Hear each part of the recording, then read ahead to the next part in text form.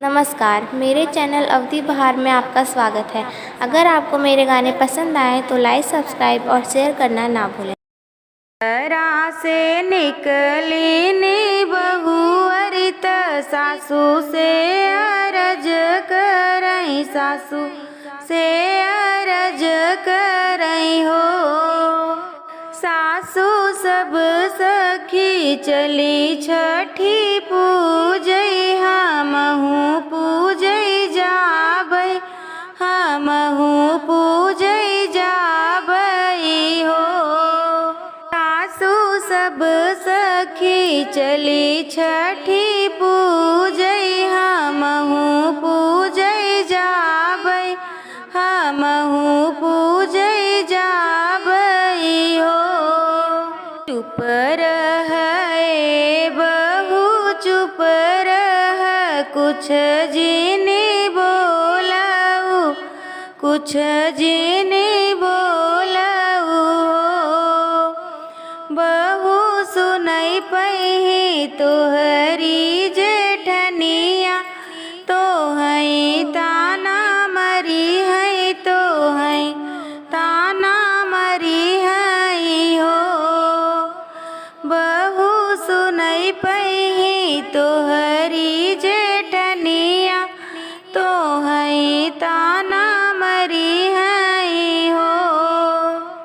इतनी बचन सुनी बहुअरी त महल भीतर गई, महल भीतर गई हो।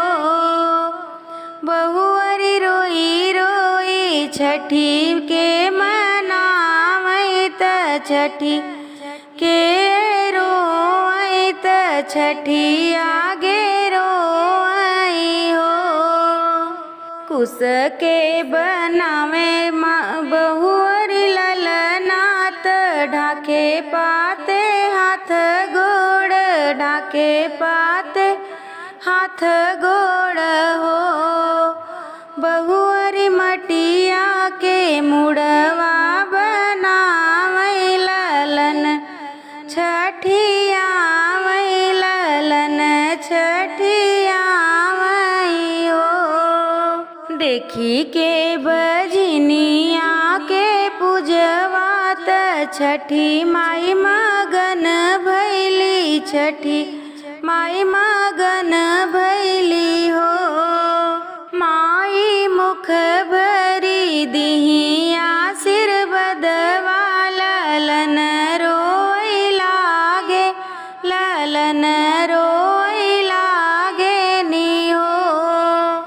हरे से आवेली सासू केवड़िया खोलावई, केवड़िया खोलावई हो। बहुअरी खोली दे तू बजर केवड़िया, भीतर ललना रोई, भीतर ललना रोई हो। बहुअरी जल्दी उठाई ललनवा के कर, ललना रोई के कर, ललना रोई हो। तुही मोरी सासू से सासू, तो हई मोरे सब कुछ, तो हई मोरे सब कुछ हो। सासू मारियो बजर कई तनवा, त छठी आगे रोए, त माई आगे रोए हो।